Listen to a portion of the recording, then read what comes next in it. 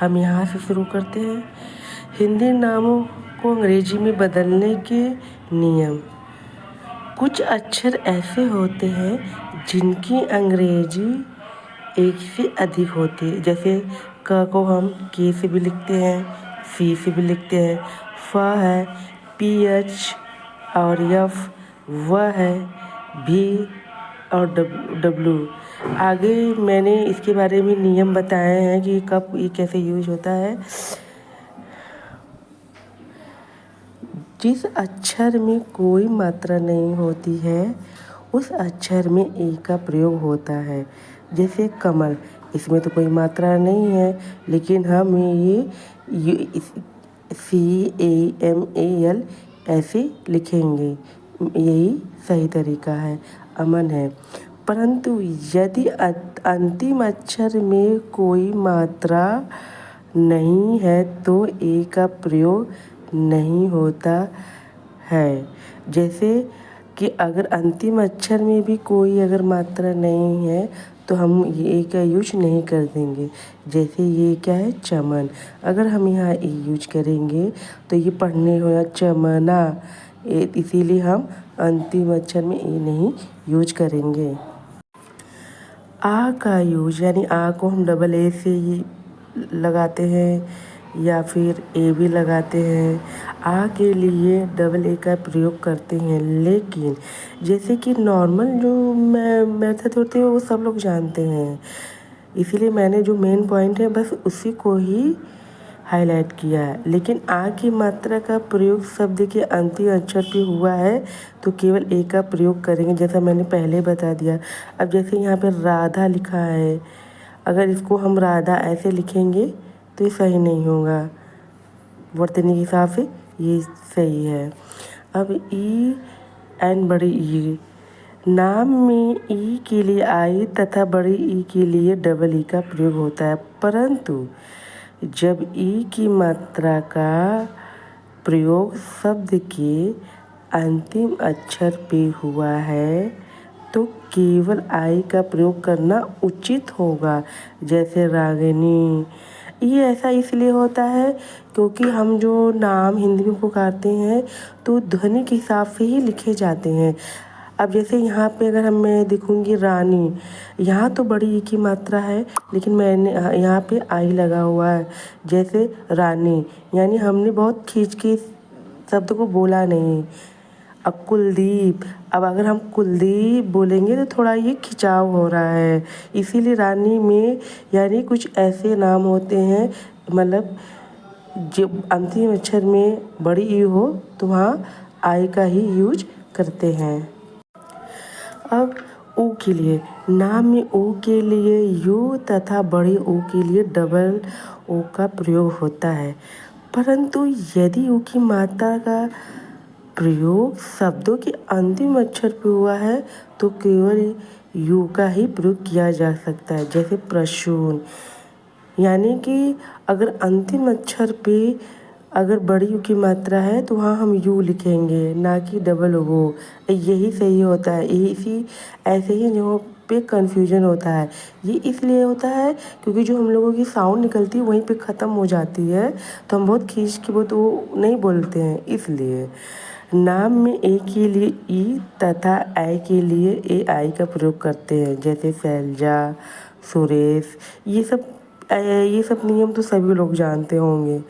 अब ओ के लिए ओ तथा आओ के लिए ए यू का प्रयोग होता है, जैसे मोना, गौतम। अब आ, यानी जहाँ चंद्र बिंदु होता है तो अनुस्वार होता है, उसके लिए ए एन और एन का यूज होता है। चंद्र बिंदु के लिए ए एन और अनुस्वार के लिए एन का प्रयोग किया जाता है, जैसे पंकज, चांद। अब हम पढ़ेंगे जैसे कि अब जे की जो साउंड होता है इंग्लिश मतलब हिंदी वर्ड का, वो जे होता है, जेड भी होता है, लेकिन यहीं पे हम लोगों की गलती होती है कि जेड यूज करे या जे। अब देखिए, ज से शुरू होने वाले नामों को लिखते समय आपको हमेशा जे का प्रयोग करना चाहिए, न कि जेड का। जेड से शुरू होने वाले अक्षर अंग्रेजी में होते हैं और हिंदी भाषा में ज के लिए इस्तेमाल नहीं होते। हिंदी के ज का उच्चारण ज अक्षर होता है, यानी अगर आप जब कभी नाम लिखें ज आए तो आप जे ही लिखें। अब फा अक्षर के लिए इंग्लिश में पीएच यूज होता है, एफ भी यूज होता है। अब इसकी क्या मतलब इसकी जानकारी मैं दे दूँ। नामों में यफ का प्रयोग उन शब्दों में होता है जहाँ मूल रूप से अंग्रेजी, लैटिन या अन्य भाषाओं से आए हैं, जहाँ यफ ध्वनि समान थी। नामों में यफ की जगह पीएच का प्रयोग ग्रीक भाषा से जुड़ा है, जहाँ यह पी यानी प और यच यानी ह की संयुक्त ध्वनि को दर्शाता है। लैटिन और फिर अंग्रेजी में यह ध्वनि अंग्रेजी के यफ के समान हो गई, लेकिन वर्तनी बनी रही, खासकर ग्रीक मूल शब्दों में। इसीलिए फोन जैसे शब्दों में पीएच की प्रयोग परंपरा के कारण होता है। यानी कि पीएच वैसे केमिस्ट्री सब्जेक्ट में ऐसे यहाँ यूज होता है, नामों में नहीं होता है, क्योंकि जब हम फा की साउंड निकालते हैं, जब नाम लिखते हैं तो फ जैसे फ्यूचर, फीस, लेकिन जब पीएच होता है तो फ यानी हवा निकलती है फ, तो वो नाम को सही तरीके से प्रोनाउंस नहीं हो पाते। अंग्रेजी में डब्ल्यू और वी के उच्चारण में बहुत अंतर है, यानी जब वह आते हैं तो हमको पता नहीं होता हम डब्ल्यू लिखें या भी लिखें। अब भी नीचे के होंठ को ऊपर के दांतों के साथ मिलाते हुए वह बोलने का प्रयास करिए वी की ध्वनि से, विवेक। डब्ल्यू का उच्चारण लगभग हिंदी के व अक्षर की तरह होता है। डब्ल्यू का उच्चारण दोनों ओठ मिलाकर बीच में थोड़ा शांत छोड़कर होता है, इसीलिए हम नाम में अक्सर व का यूज करते हैं, व यानी डब्ल्यू। जैसा कि मैंने ये चार्ट बना लिया और कुछ नाम लिखे हुए, अब मैं इनको इंग्लिश में कैसे लिखे वो बताऊंगी। यहाँ पे देखिए हिंदी के कुछ ऐसे अक्षर होते हैं जो संयुक्त अक्षर है, यानी किसी अक्षर से मिलके बनते हैं। जैसे छ, ये क और षटकोण वाले स से बनते हैं, इसीलिए इसकी इंग्लिश KSH होती है। त्र, ये त और र, इसलिए TR है। और ज्ञ, चूँकि ये मतलब कि ज और इये के मिलने से बनती तो है, लेकिन हम इनको जब बोलते हैं तो ये ज्ञ यानी जी की साउंड मतलब आती है, इसीलिए इसकी इंग्लिश GYA होती है। जैसे कि हम देख रहे हैं यहाँ सात्विक लिखा हुआ है, तो हम यहाँ लिख देंगे यस। यहाँ पे स की है यश, फिर उसके बाद आ की मात्रा यहाँ पे दिया है, आ लिखेंगे। फिर सात्विक आदि यानी आधा त का यूज हुआ है, तो ऐसे शब्दों में हम पहले जो आधा त उसको पहले यूज करेंगे, सात्विक यानी सात्विक। फिर आई छोटी ई की मात्रा क्या है, छोटी ई की आई, और वह भी लिखेंगे सात्विक। अरे जैसे यहाँ पे गीतांश है तो जी है, तो यहाँ पे हम जी लिखेंगे। और बड़ी की मात्रा है, फिर टी है, ता है, ता कहाँ गया, ता की मात्रा है टी है, उस पे आ की मात्रा है,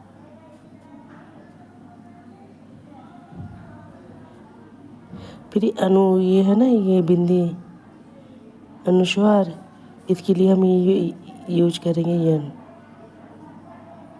गीतांश, फिर ये से बड़ा सा ये होगा।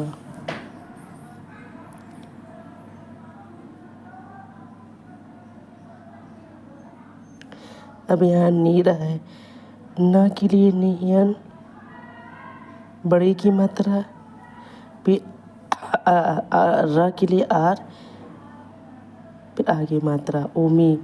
ओमी में देखेंगे ओ कहाँ है, ओ इसको हम लिखेंगे ओ। फिर यम, म के लिए यम है, यानी यहाँ हम लिखेंगे यम, फिर आई। चूँकि यहाँ बड़ी की मात्रा लिखी हम लोग ओमी, ऐसे बोल दे रहे हैं, साउंड ज़्यादा खींचे नहीं जा रहा है, इसलिए आई को यूज करें। उम्मीद, जैसे यू उम्मीद कहाँ है, उम्मीद, तो यहाँ लिखेंगे यू, फिर म का यम, फिर यहाँ पे ए कहाँ ये उम्मीद। अब ये अच्छा वो यह के लिए देखिए यहाँ पे क्या यूज है, वाई, और की एस एच ए है ना ये। यहाँ पे अब जैसे है मेहर, मेहर के लिए यहाँ पे है यम, तो यानी हम लिखेंगे यम, इस पे ए की मात्रा है, ए में। फिर हा के लिए क्या है, यच, यच है ना, यहाँ के लिए यच, तो यहाँ पे यच लिखेंगे। फिर ए की मात्रा में है अमृत, ए यम, ये री है अमरी, फिर ता के लिए टी। अब मिश्रा है, तो यहाँ पे लिखेंगे यम, छोटी की मात्रा मी, अब स्र, यहाँ पे स्र, यानी मिश्रा। अब यू का है, यू है ना, यू छोटे यू की मात्रा है यू, फिर विका, यानी जो साउंड निकल रहा है वह नहीं विका, यानी भी का यूज करेंगे हम भी। फिर छोटी की मात्रा आई, वी, फिर के का, यू का।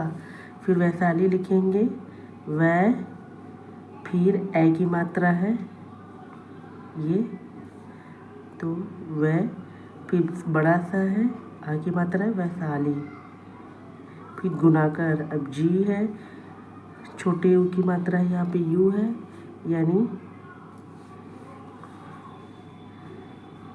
गु, फिर यन, आड़ा है, इसके लिए यन का यूज होगा। यहाँ पे देखिए आप लोग,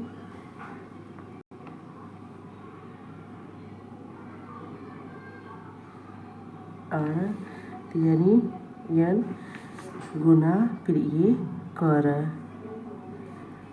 फिर उसके बाद हो गया कमाक्षी, कमाक्षी के लिए की यम, A K S H I, Kamakshi. Vaidehi, वे आई की मात्रा, वै दे ही।